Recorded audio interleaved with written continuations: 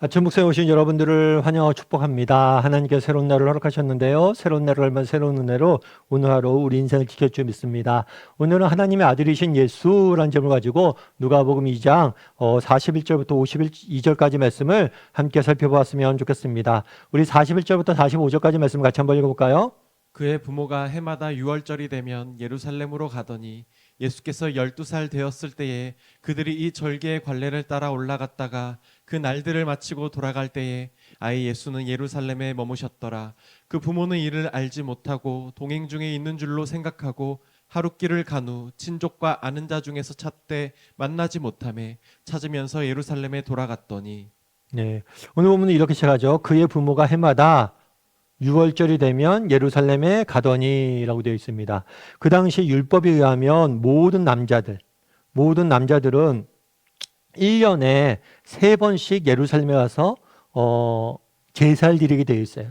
특별히 6월절이 되면 대부분의 이스라엘 사람들이 남자들이 예루살렘에 가서 제사를 드리고 예배 드리는 그런 의식들을 치르게 되어 있습니다.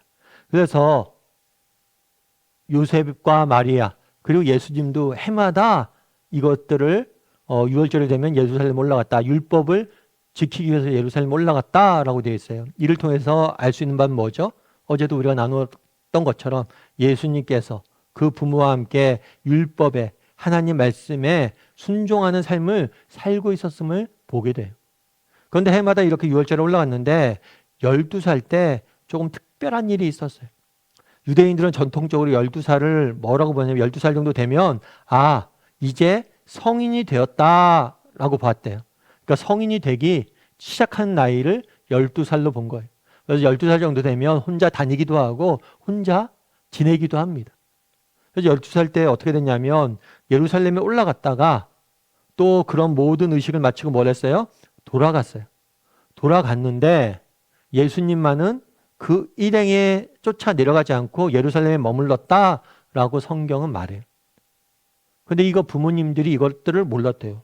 이거 어떻게 몰라? 이렇게 생각할 수 있는데 그 당시에는 어떻게 했냐면 그냥 예루살렘에 갈 때 혼자 가는 게 아니에요. 순례단을 형성해서 갑니다. 그래서 순례단을 형성해서 가니까 이 순례단, 그러니까 많은 사람들을 친지나 이런 사람들이 함께 모여서 가요. 그러다 보니까 사람이 많다 보니까 그 중에 빠진 거죠. 나중에 알게 됐어요. 그래서 다시 예수님을 찾기 위해서 어디로 갔다 나와 있습니까? 예루살렘으로 갔다라고 성경은 말하고 있습니다. 그럼 예루살렘에 갔을 때 어떤 일이 있었을까요? 우리 46절부터 49절까지 말씀 함께 읽어볼까요?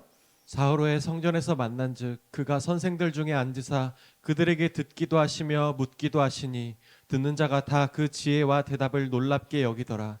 그의 부모가 보고 놀라며 그의 어머니는 이르되 아이야 어찌하여 우리에게 이렇게 하였느냐. 보라 내 아버지와 내가 근심하여 너를 찾았노라.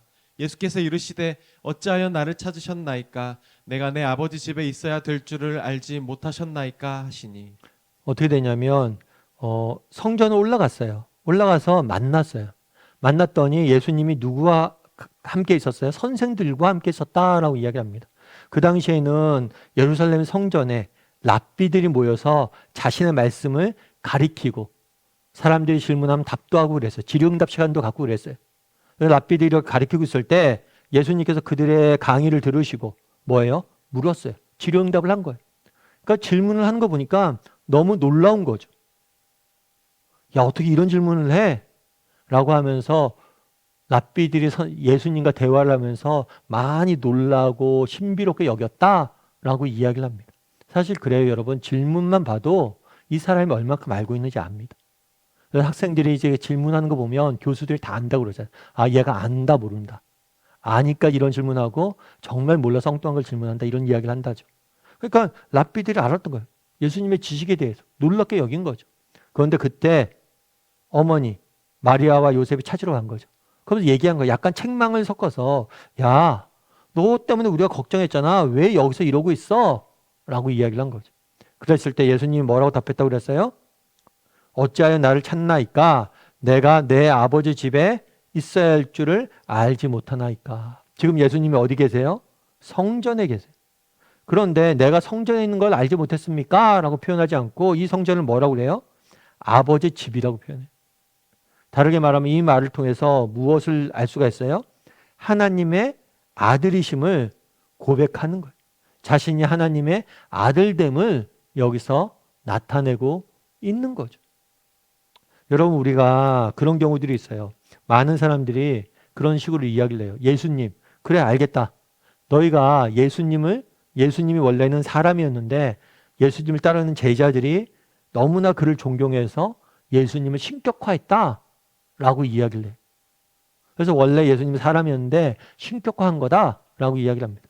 그리고 원래 예수님도 마찬가지다. 예수님도 원래 정말 사람이었는데, 평범한 사람이었는데 그가 이스라엘에서 인기를 얻고 사람들이 신처럼 추앙하니까 자기가 신인 것처럼 얘기했다라고 이야기를 해요. 그런데 그러지 않아요. 예수님을 처음부터 사람들이 하나님의 아들이라고 이야기한 게 아니에요. 예수님이 하나님의 아들이라고 주장했기 때문에 우리가 하나님의 아들이라고 받아들이는 거예요. 뿐만 아니라 예수님이 인기를 얻고 예수님 뭔가 대단한 존재가 되었을 때 이렇게 이야기한 게 아니에요. 정말 갈릴리에 있는 평범한 목수의 아들로서 정말 본인도 목수가 되어서 지내고 있을 때 분명한 자기 정체성을 가지고 그 정체성을 나타내셨던 거예요. 그래서 우리는 예수님을 뭘로? 하나님의 아들로 받아들이는 거예요. 그래서 이 말씀을 통해서 뭘 할 수가 있느냐?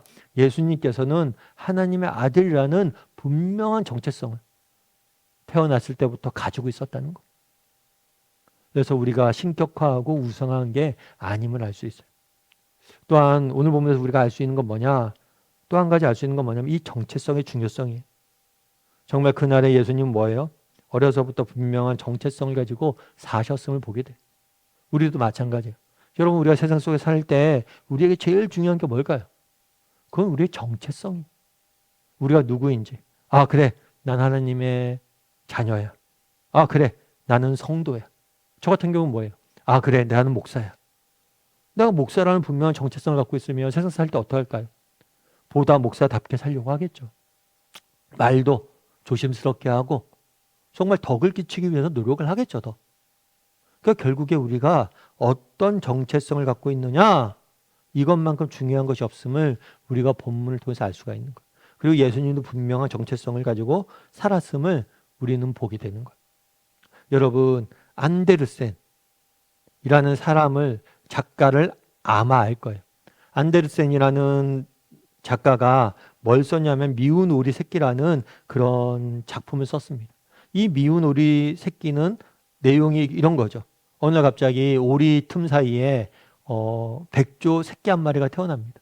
근데 백조 새끼다 보니까 남들보다 크고 못생기고 남들과 달랐던 거예요. 그래서 늘 왕따 당하고 늘 소외당하고 그래서 외로움과 그런 가운데 지내고 있었죠. 그러다가 뭐란 거예요? 하늘을 나는 백조들을 본 거예요. 그럼 하늘 나는 백조들을 보고 너무 부러워한 거죠. 그런데 물속에 비치 있는 자신의 모습을 보니까 하늘을 나는 백조와 똑같아요. 아, 나는 오리가 아니라 백조구나 해서 자신의 정체성을 자아를 발견하는 과정을 동화로 그린 거예요. 그런데 이 미운 오리 새끼는 이 안데르센이라는 작가의 자전적인 이야기라고 볼 수도 있어요. 왜냐하면 원래 안데르센은 되게 가난한 집에 태어났어요. 그러다 보니까 어렸을 때 친구가 없었어요. 가난한 집 애들이랑 그때도 안 놀아주고 따돌림을 시킨 거죠. 그래서 늘 혼자 있었어요. 그랬더니 그게 아빠가 불쌍한 거죠. 아들이. 너무 안타까운 거죠. 그래서 뭘 했냐면 아버지가 조그만한 돈도 없으니까 장난감 사줄 수도 없으니까 집 앞에 있는 나무 조각들을 모았어요. 그래 나무 조각들을 가지고 상황극, 인형극들을 했던 거예요. 이야기를 들려줬던 거예요. 그게 나중에 자기가 만들었던 동화의 굉장히 중요한 소재가 되었다라고 이야기를 하더라고요. 그러면서 결국에 자기도 그랬다는 거예요. 자기도 결국에 자기의 정체성, 소외되고 외로움 속에 살았지만 궁극적으로 내가 누구인지를 발견하는 여정 가운데 그리고 그것들을 발견했을 때 내 인생의 참된 가치를 발견했다 이런 이야기를 하는 거예요. 여러분 우리 인생에 정체성보다 중요한 게 없습니다. 여러분 나는 누구인가? 이거에 대한 분명한 자기 확신을 가져야 돼요. 그럼 우리는 누구입니까? 우리는 하나님의 자녀예요. 하나님의 아들이 하나님께서 우리를 사랑하시고 정말 하나님이 우리를 위해서 정말 선한 계획을 가지고 이루어 가시고 있음을 믿어야 되는 거예요.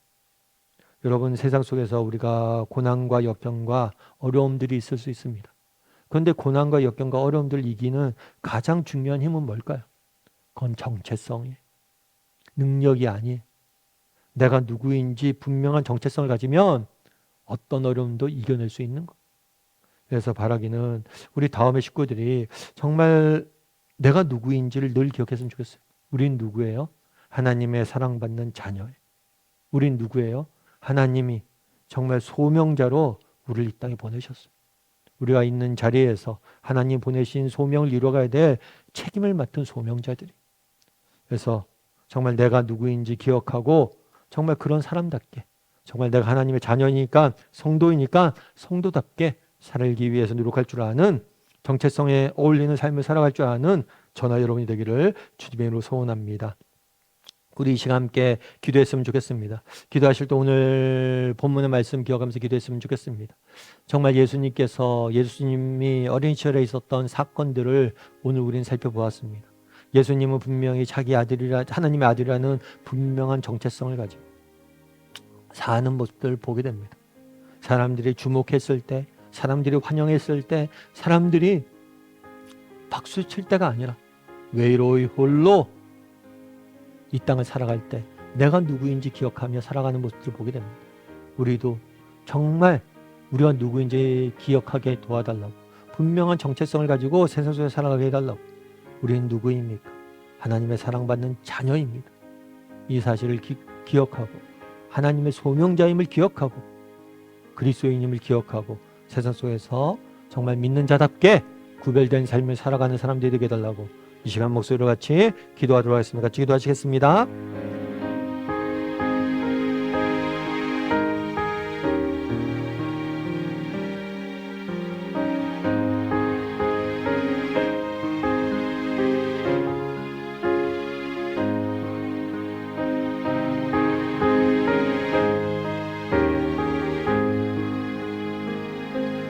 사랑의 하나님, 그날에 정말 예수님께서 하나님의 아들이라는 분명한 정체성을 가지고 살아가는 모습들을 보게 됩니다. 우리도 정말 하나님이 주신 분명한 정체성을 갖고 살아가게 도와주시옵소서. 우리가 누구인지 잊지 않게 도와주시고 세상 속에서도 우리가 하나님의 사랑받는 자녀임을 기억하고 하나님의 자녀답게, 백성답게 구별된 삶을 살아갈 줄 아는 우리 모두가 될 수 있도록 주여 붙잡아 주시옵소서. 그래서 이 삶을 통해서 세상 속에 영향력을 미치는 그런 소명자가 될 수 있도록 하나님 은혜를 더하여 주시옵소서. 하나님께서 오늘도 우리와 함께 할 줄 믿사오며 모든 말씀 예수님의 이름으로 기도드립니다. 아멘.